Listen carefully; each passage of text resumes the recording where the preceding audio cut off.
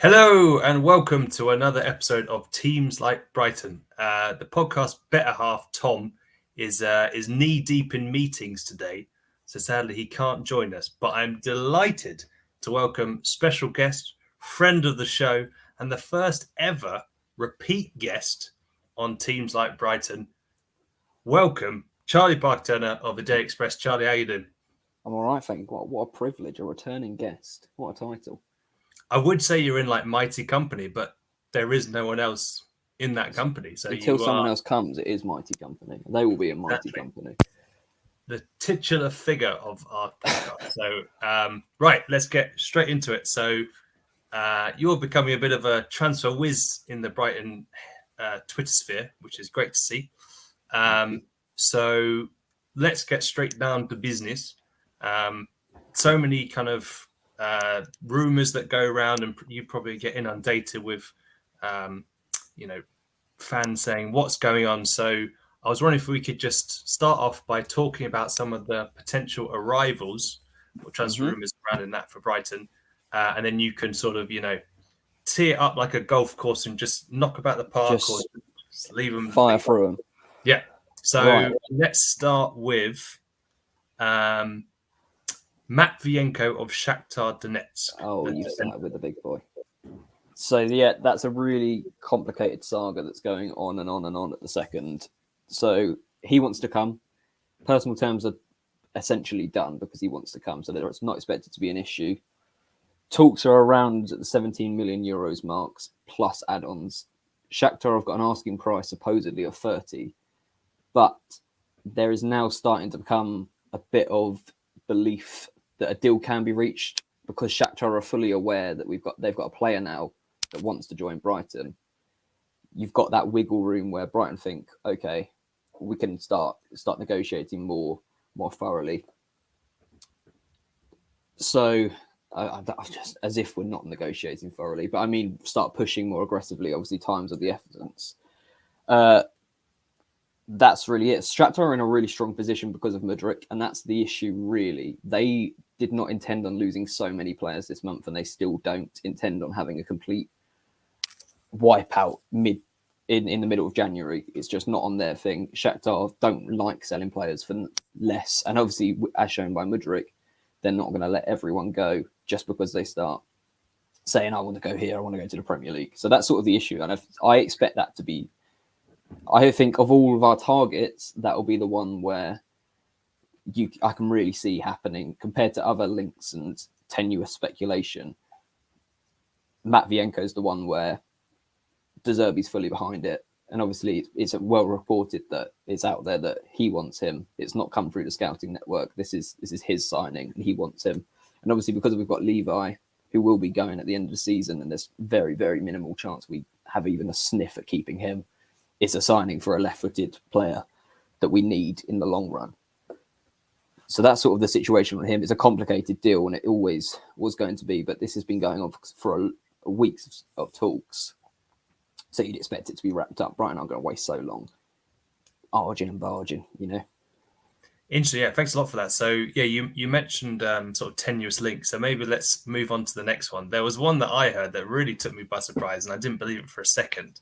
Alex Chamberlain of Liverpool. Discuss. He was a name that got fired over to me over the summer, and I spoke with Liverpool, and they expected him over the summer to see out his contract. So bearing in mind that was when Potter was in charge, I think that's just a resurfacing link that someone we've looked at, because there's this thing at the media at the second where if you look at a player, apparently you're interested. Now Brighton want to know what's going on with players. That's not a story. The story is when you start talking more aggressively with them. So I think that's just something that's come up again. Obviously, Welbeck and Lallana are examples of that. But I don't think anything's happening this month with Oxlade Chamberlain. Fair enough. Next and the same applies with Timothy Weah, because that's come up as well. Is we've been scouting him for ages, and we've never put an offer on the table. So I think that's just resurfacing again, Yeah, so he's obviously the winger for Lille. Yes, impressed a bit in the World Cup, but so moving on to another one. Leipzig midfielder Amadou Haidara. Good player, very good player. Interested, but so are so many players. So many clubs are really interested in him. We've not put anything on the table for him. We're not expecting to put a bid on the table for him. And if I'm being completely honest, with the clauses in his contract, I can see him going somewhere further up the footballing food chain. So I think that's the situation with him, and it's a bit of a curveball of a link because he's a very good player, and we're interested in him, but like interest not to put a bid on the table is just something we're looking at and admire rather than on the shopping list as such. In terms of the clauses, would that sort of put him into a stratosphere price-wise that would be way above kind of Brighton's usual sort of £20 million, obviously, transfer record type fee? I'd say so. I mean, this is the same player that when Ralph Rangnick arrived at Manchester United, he's getting a bad rep for being an awful manager, but he knows his players. And that's the first person that he wanted when he arrived at United. So this is the sort of clubs where he's capable of playing at that level. And I'm not saying Brighton aren't, but you're going to have those clubs, the bigger European sides, looking at him. Is it also a case maybe of, say, if, we get into it a little bit later with Caicedo and McAllister, for example, if they went in the summer, would he be someone that they could maybe go for as a backup, but it wouldn't make sense while we have those two assets at Brighton? I don't think a player as good as him would come just to sit on the bench, if you see what I mean. Like, he's going to want guarantees. Like, this is a make-believe scenario because obviously we don't know if we're ever going to table a bid for him. And I'd be guessing if I said, yes, he's top of the shopping list for the summer. But yeah, he's a good player. Like, he's a genuinely good player.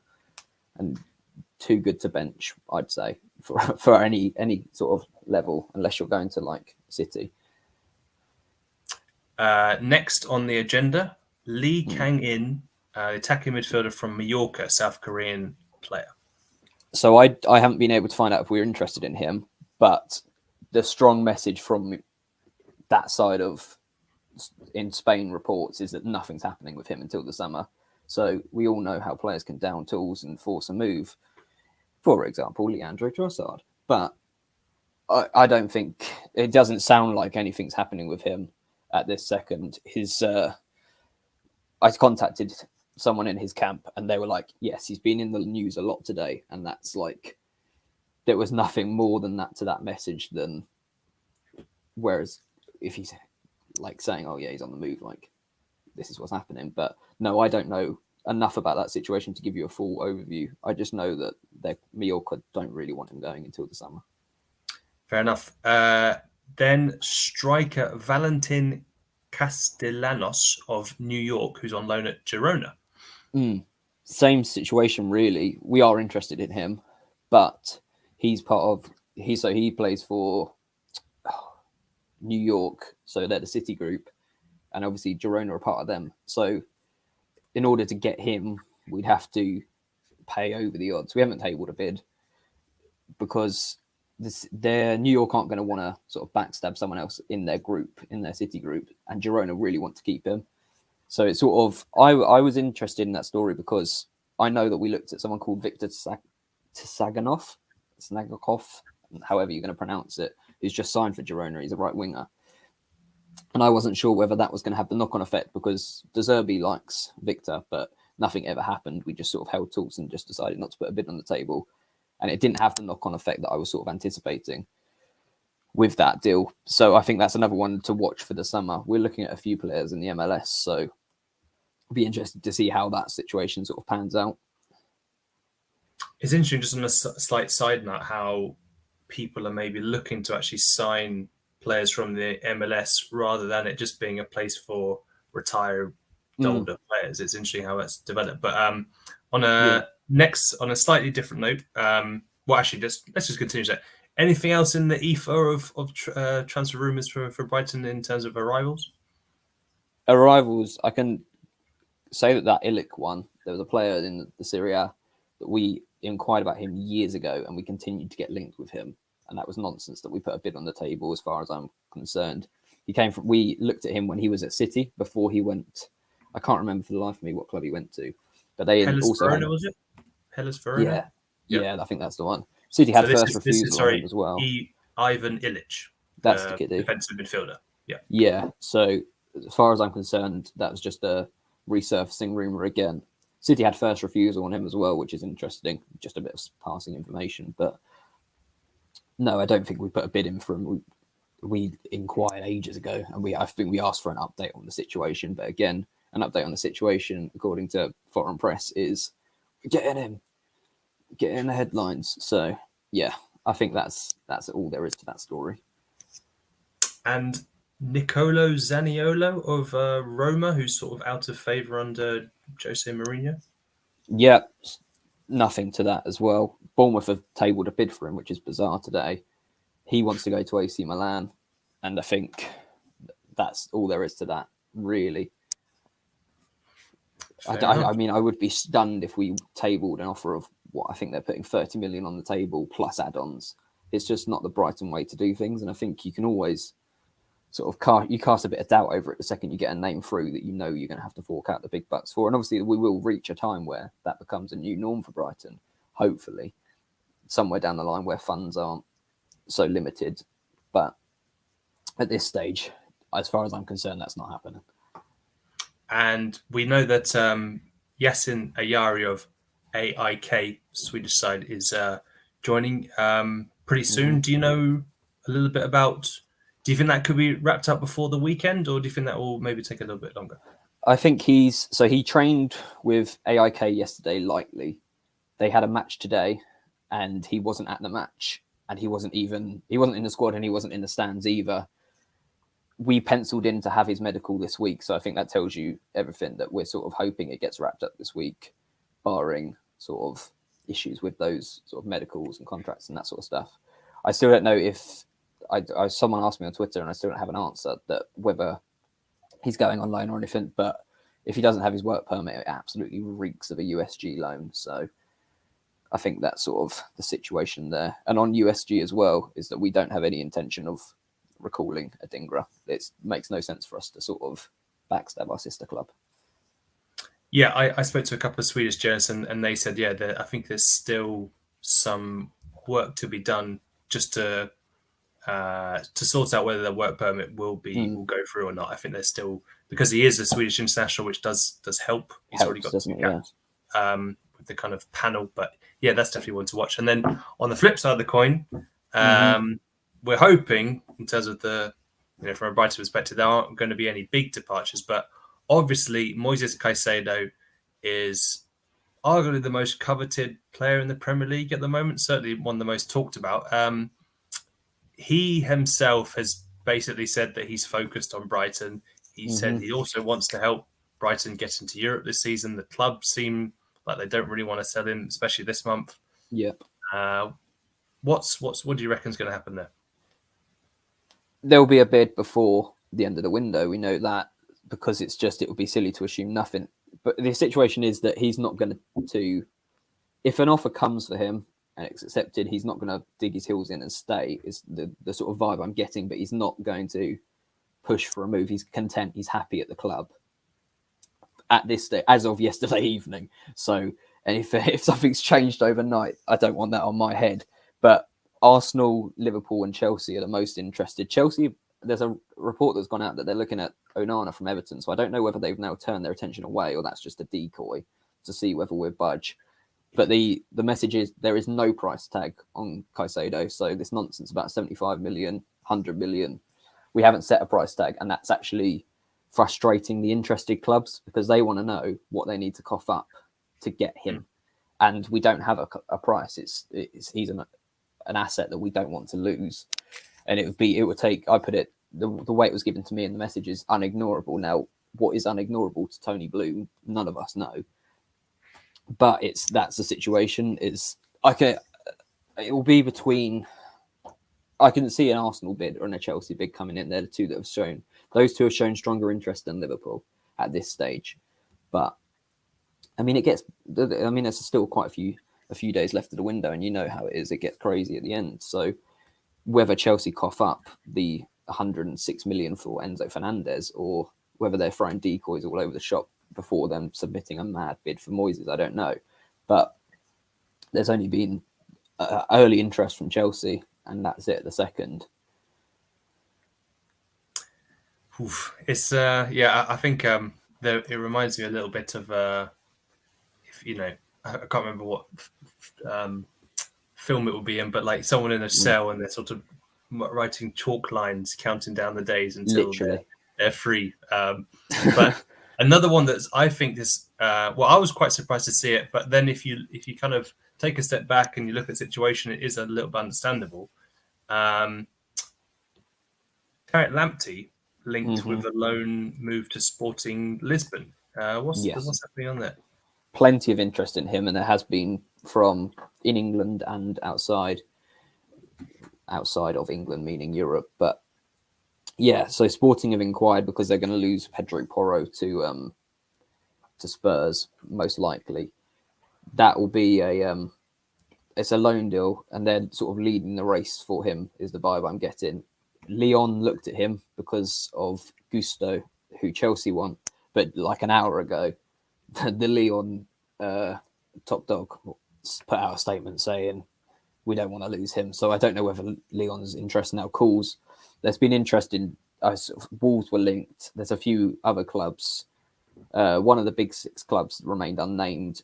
Also asked for an update on what's happening with him. So I don't know whether they're just looking just to find out, because there's still a player in there, isn't there? It's just that needs minutes, and I don't know whether we're willing to let him go permanently on loan. We've got all options are on the table, and we've just got to sort of decide what's what. Lamptey wants if Lamptey goes, he wants minutes. So that's why when I said about the Big Six club, when that was given to me, it was like he's not looking at that because he wants regular minutes. So I think something like Sporting makes sense because they are desperate for a wing back, and that would be an exciting team to watch. Given that Marcus Edwards is a good player as well, to see them two down the right would be quite something. It just needs regular minutes to sort of prove that he's over that injury that took it all out of him. Yeah, I mean, I remember I interviewed him after Brighton beat Arsenal in November in the Carabao Cup, and he basically said that he felt like he was, close or maybe even back to his best. And he's definitely shown like glimpses, but I think he's only started one Premier League game this season, so I guess his kind of if he is looking for some game time, it's understandable. And obviously he must feel maybe a little bit put out when Pascal Gross, a midfielder, has obviously used it right back over him. So do you think that's so? A lot of it maybe hinges on if if Sporting sell their player. Do you think there's still a chance that he could stay at Brighton this month? Yeah, I think the ball's completely in our court, and I think it's going to be one of those deals where it's not a club that needs a right back. It's going to be a club that are now forced to start looking quickly for quick fixes for issues. It's a horrible situation because I really like Lamptey and I think he's got so much to offer, but you can see that's a situation where like your jaw drops when you see it come through that there's so much interest in him and it might be moving on, and then you realise 1 second he's not playing. Like, this isn't the player of old, and he needs some minutes under his belt. So I couldn't tell you what we're going to do with that, but there is a lot of interest in Sporting, are sort of the ones that are winning the race at the second. But I mean, Sporting are also digging their heels in slightly about this Pedro Porro deal as of now. So that's it's just going to be a knock-on effect that comes in to end on us. Yeah, lots of moving pieces. It seems as if he was the man of the moment a few weeks ago, but it seems maybe the limelight has shifted from him. Obviously, Brighton's World Cup winner, Alexis McAllister, he signed a new 3-year deal plus the option of another year back in October. It looks pretty likely that he's staying at least for this month. Pretty safe to bet that he's staying, unless disaster in the last few days. But yeah, the interest is all on Moises. Like, there's so much interest in Moises that I think it's sort of overshadowing that we've got an asset there that we also really want to keep in McAllister. But yeah, nothing's really expected to change on his situation. He's completely happy, and I think he made that clear. He did an interview with the Argentinian press or something like that, where he said, "I'm happy, I'm chilling. Like, you don't need to worry about me." So I think, if I'm looking at the whole squad and I'm thinking where who should we worry about? It's Caicedo. But then the message from Brighton is so strong that it's like you just don't know what Chelsea are going to do now, and I think that's the issue. Yeah, like you just have no idea how much money they've got in their back pocket that they're going to fork out, but it's going to take something stupid to let Moises go at this situation at the current stage. Yes, well, maybe that could be an apt way to sum up Chelsea's sporadic transfer strategy. But moving swiftly on, Shane Duffy. So he's been on loan at Fulham. Has not really played that much. Seems to be kind of third or fourth choice centre back there, and obviously they're doing very, very well. So perhaps that's not turned out as well as it has. Well, I hoped, but talk of him potentially leaving there on a permanent deal. Yeah, so it's Fulham are proposing a few million for him, around 2 or 3 million, just to take him. He's at the end of the contract, at the end of the season. So, I mean, it's cashing in on something that's at this stage where we've got the players that are coming in, not really a useful player anymore for us. He's been out since for a good few weeks because he's ill, and it was relating to other sort of knock-on effects with fitness and everything like that. But Fulham want to keep him because they have 2 players in on loan, Dan James as well, and they need to get rid of one of their loan deals to make room to bring in Cedric Suarez from Arsenal. So one of those deals is either going to needs to be completed like permanently or terminated, and it's looking like the cheapest option is to just bring Duffy in permanently on a sort of a short-term deal, I assume. I don't know about the contract length. I just know that Fulham are proposing a couple of million for him. Couple of players who have been on the fringes for Brighton this season. Dennis Undev, obviously pretty much third or fourth choice. Well, maybe third choice now with Trossard going, but third choice striker. And then Jean-Paul Van Hecke, who obviously got his full Premier League debut at the weekend. What do you think is going to happen with Undev and Van Hecke? I think those are the 2 where you sort of think, when you're going into the January window, they'll be the 2 out the door. And then stuff changes very, very quickly. Obviously, Levi goes down with an injury and Webster's still sort of trying to fight this battle back to full fitness. And you've got a shortage of centre-backs all of a sudden because we can't get this Matt Vilenko deal over the line as it stands. Van Hecke's had tons of interest very early in the window. Feyenoord came in and just asked about his situation. Clubs in England as well recently asking. Same applies with Undev. Plenty of clubs asking. The message is for the both of them is like it's just a wait and see. We just decide. They're not, because they've got so many clubs interested. You're in no rush to sort of make a decision on them because you've always got a backup when you've got 4, 5, 6 clubs waiting there, sort of sniffing. So, I think Undev's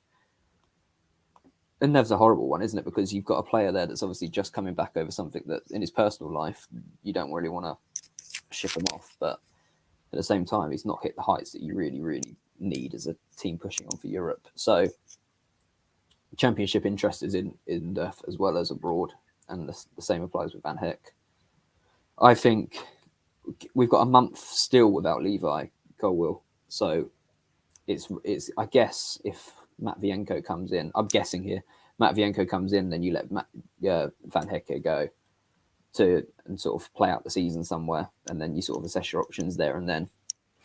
But again, tons of interest in them too from just clubs I use the food chain, but further down the food chain that are sort of looking for dropping fruit.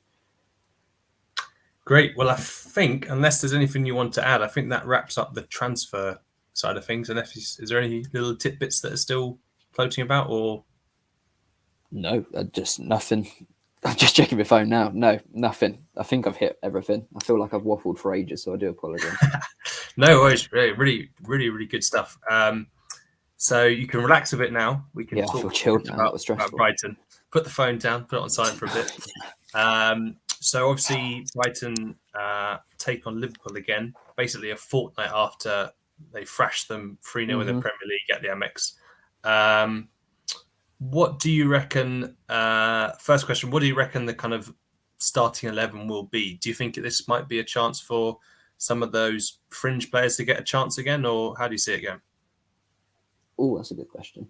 I'd like to think that we go full strength to a degree. Obviously, you bring in players like we're without Lallana and Colwill, so you've obviously got to sort of weigh up your options for them too. Whether you bring in sort of Gilmore, who's desperate for minutes and sort of needs them under his belt, or whether you go with like a strong core team midfield, which is what was the undoing of Liverpool previously. I think it's too good of an opportunity, bearing in mind we slapped them last time we played them, to sort of change drastically and let them not back into it because we haven't played them yet, but sort of give them a sniff. If we sort of, you don't change a winning formula, but I think you sort of do rotate a few. You've got Jason Steele, who's always come in for the cup, those sort of players. Yeah, it's an interesting one. I do think people like Lamptey and Gilmore, and I'd actually stick with Van Heck as well, just to give him a chance, because I thought he had a decent first half against Leicester, and then obviously he himself admitted that he was probably at fault for Leicester's second goal because he was sort of ball watching. But I think you only learn by making mistakes and then giving yourself multiple opportunities. So I think just to get everyone at sort of their peak level and to see the best of them, I think you do need to give them the opportunity. So I do think it's you want to go strong, but you also maybe want to try and give guys a go. But yeah, I mean, I think De Zerbi said ahead of the Middlesbrough game, obviously when they won that 5-1, he said the Charlton defeat still angered him. So I think he, after going out of one cup, I think he will be pretty bullish about trying to progress in this one. What do you make of? Do you think there'll be a backlash from Liverpool after that? Hammering. Oh, you have to expect it, don't you? That was embarrassing for a club of Liverpool's stature. You'd like if they, in the space of 4 weeks, get knocked out of the cup by us, and also sort of battered by us in the space of a month. That's poor from Liverpool, but they've been poor. So yeah, they'll come out fighting. But as you say with De Zerbi, this is not a manager that's going to roll over and let any sort of team beat us, and he's not the sort of character, as we know, to sacrifice a cup opportunity. Like, he knows how much that'll mean to the club itself. So I can see it being a good game. If my gut feeling for result wise, if we do rotate, I can see it just ending as a draw, and we'll end up having to go the distance. Does it go to a replay? I think so, yeah, because Wolves took Liverpool to a replay in the previous one, so I assume that continues. Yeah, great. Nice little trip up to Liverpool if that's the case. Brilliant. So yeah, I mean, my sort of take is that they will definitely want to bounce back, and I think obviously, I guess since that game they've been a bit better defensively. They've beaten Wolves 1-0 and they've drawn 0-0 to Chelsea, but they haven't looked great going forward in those games. And I don't know. I mean, it's a weird situation when you're going, will Liverpool be able to handle Brighton's ability? But I mean, it's a great opportunity, and I mean, to get 2 wins over them in a space of a fortnight would be great. No need for a replay. That would be lovely. I think on form, they're not scary like how Liverpool previously. You'd be bricking yourself if you've got Mo Salah coming up against you, but he's just not. He's not that player at the second, and you've obviously got Darwin Núñez, who, when he finds his form, is going to be a lethal player. But it's a matter of when. Is it going to come up against us? When he's looked shaky previously, you'd like to think not. So Cody Gakpo is still getting used to the league. So that's their front three, and you can't be too concerned when they've got a midfield that's on its last legs. That's not Liverpool used to run the show against teams because of how much strength they had in the midfield. How Jorginho Wijnaldum was back and forth, and you've got Fabinho sat there. They're just not the same sort of players anymore. It doesn't feel like a Klopp's team anymore. It feels very. This is what I've been left with, like a manager sort of taking over a team mid-season rather than one that's been built.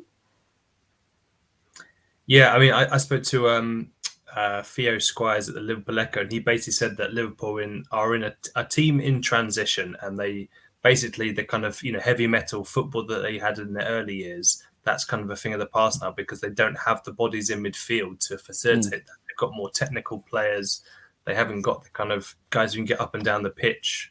The stark contrast between Caicedo and McAllister with Henderson, Fabinho, and Thiago in the last game, and even Lallana at the sprightly age of 34, he looked more fresh than those guys. So, it does seem like they're sort of kind of in between a phase, and they're not quite there. It's like they're having an identity crisis, and not quite sure how to reinvent themselves. Yeah, they just need a ton of money thrown at that squad. Like when you look at a Liverpool bench nowadays, that's not the bench of a team that should be competing for the title. Like you look at who City can bring on, who even Arsenal can bring on when full strength. They're bringing on Eddie Nketiah, like as a top striker that starts for most teams in the league outside the top six. So that's the sort of depth that Liverpool are competing with. And then you've got options like Curtis Jones and sort of these sort of players that are Premier League midfielders that are not exceptional talents like other clubs have got. Just firing a stray shot at Curtis Jones for literally no reason. But So final thing before we wrap up, Charlie, can you give me your prediction for Brighton versus Liverpool at the weekend? Go 1-0. Play it. I do think it will go. I think it will be a draw. So, and I don't imagine a Roberto De Zerbi team not scoring. So that's like the easiest bit of a cop out. 1-1 or 2-2, but I'll sit with 1-0.